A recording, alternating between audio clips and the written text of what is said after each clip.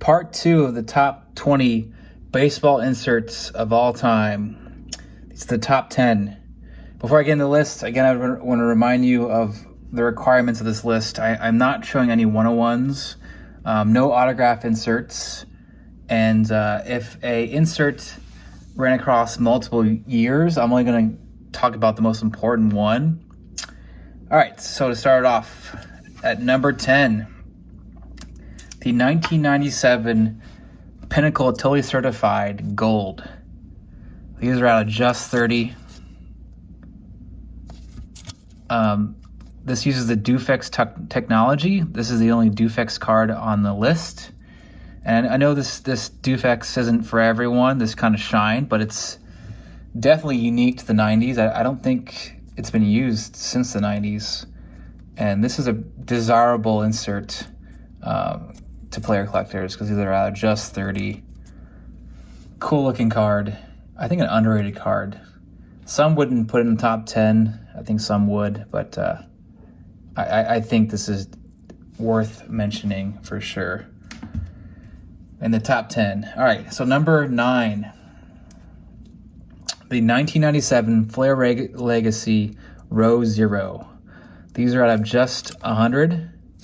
Now there's other rows in 1997 Flair. There was the show them off. There's the row 1. They're out of 100. Row 2 out of 100. Like I said, row 0 was also out of 100, but row 0 goes for a lot more, even though it's the same print run as the other two rows. It's got a cooler finish to it. And back in 1997, this is a big deal set. It was as a premium set, the first to have 101s. I'm not including the 101s in the sets. So that these came in Masterpiece parallels that have a purple instead of the blue. But this is back in 1997. There was not a whole lot of serial numbering 100 or less. This is one of the first that really made that happen. And if you want to tell the difference between a regular row 0 and a legacy row 0, this is the regular row 0. So you see there's no blue in the player name, and the has the legacy right here, which this one doesn't. Another big obvious thing to look at is the regular card, the base card, has a different back photo. The legacy has this photo. It actually has the same photo across all the legacies. And then, of course, the serial numbering out of 100. All right, so then at number 8 is the 1999 Flair Brilliance 24 karat gold. These cards are so nice looking in hand. It's got just unreal shine to them. One of the shiniest of the shiniest 90s cards. A lot of 90s inserts are shiny, but this thing pretty much blows them all out of the water. Except for one that I'm going to talk about soon. These are out of 24. Very short printed back in the 90s. And something that not a lot of people know about is supposedly right in this 24 karat gold emblem is some actual 24 karat embedded into that. So, all right. So went from a really flashy, beautiful card to a very understated card. The 1998 Bowman Chrome Golden Anniversary Refractor. One of the toughest pulls from the 90s. And there are only 5 of these, so it's not very flashy at all. But player collectors want this card because it's out of just 5 and very tough to come by. This is how tough this card is to pull.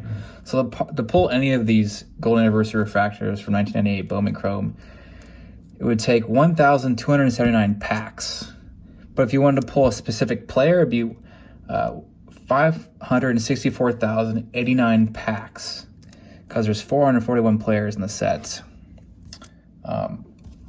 Actually, at the moment, I have two of them. 1 and 2. Okay. And then we're going back into a beautiful looking card. At number 6, the 1997 Pinnacle Certified Team Mirror Gold. These are at just 25. Crazy shine on these cards. I wish I had one in person. I do not have one in person. Very expensive cards to acquire, but has similar crazy shine as the 24 karat gold.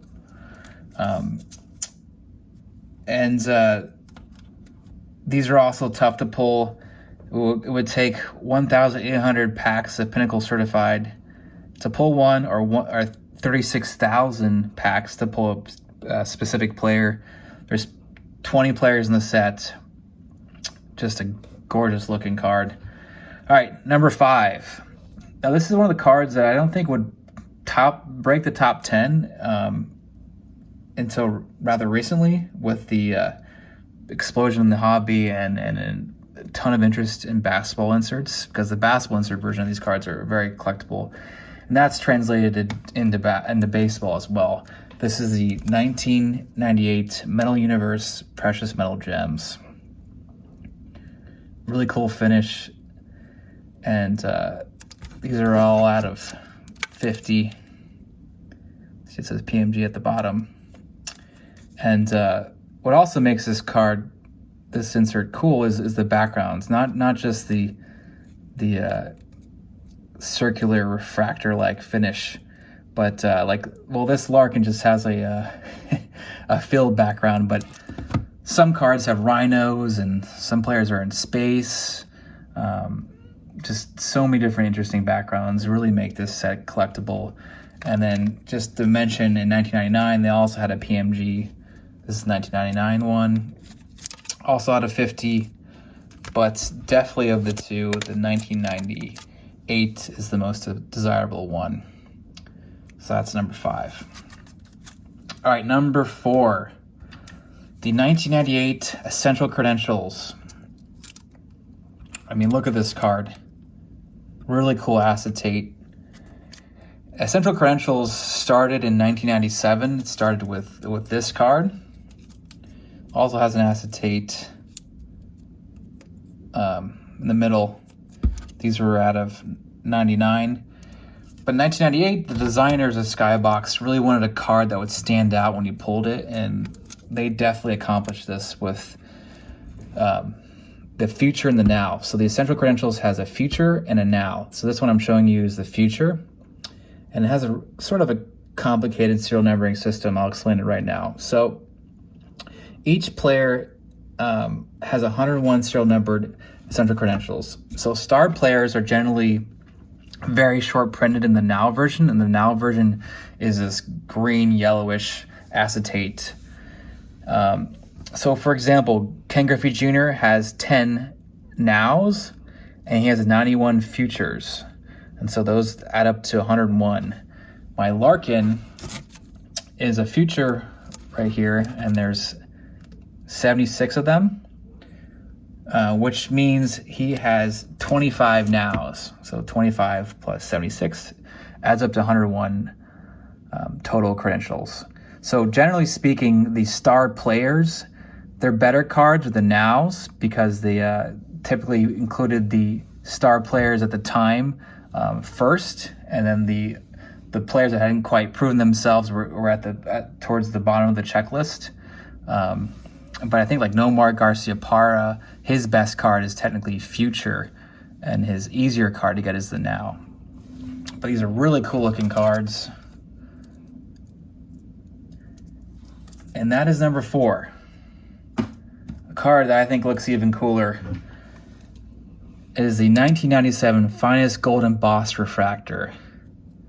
This card, if you were to pick one card that embodies the 90s technology, it'd be this card, because it incorporates everything. It has decal edging, embossing, see the player is raised, and an atomic refractor finish on both sides. And then in true 90s insert fashion, these are really tough pulls. To pull a Finest Gold Embossed Refractor, it would take 1,152 packs. But if you wanted to pull a specific player, it would require 28,800 packs. And there's 50 players in the set. And there's 2 series of these cards. Just such a cool insert. And that's number 3. All right, number 2. The 1998 Donruss Crusade Red. So Crusades came in 3 different parallels. There's the green out of 250. The purple out of 100.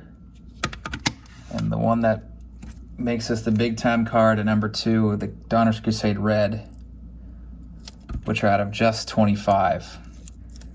And these have such a cool finish to them. They're printed on chromium stock, and they have this holographic foil finish. And really interesting set, too, when they came out. So in 1998, in Donruss Series 1, people would open the packs not knowing that these inserts even existed.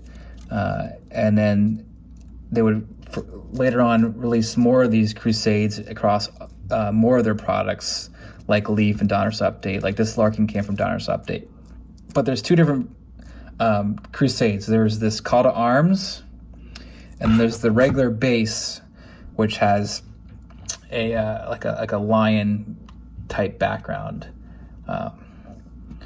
Just really, really good looking cards. All right, so at number 1,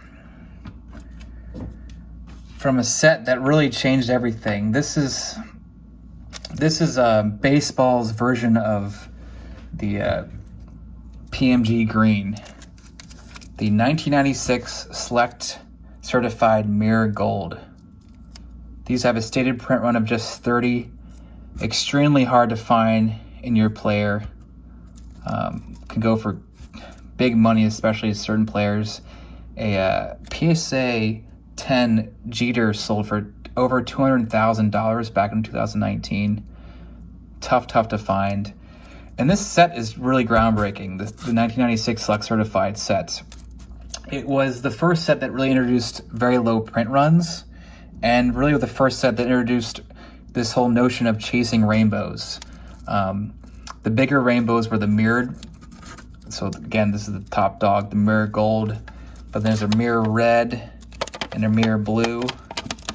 And the red was out of 90, and the blue is out of 45.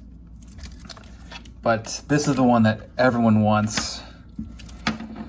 Has this foil-like gold finish. Just a great looking card. All right, so I'm curious what you guys think of this list. What would you have included that wasn't included on this top 20 list? If you haven't already, check out part 1 where I show the cards number 20 through 11. But there's so many other inserts I didn't include in this list that are also just great looking, like this Finest Demand Refractor, which has this really cool oil slick-like finish. You know, there's the Fractal Matrix, really cool die cuts. These are out of 20. But that is it. Thank you for watching. Later.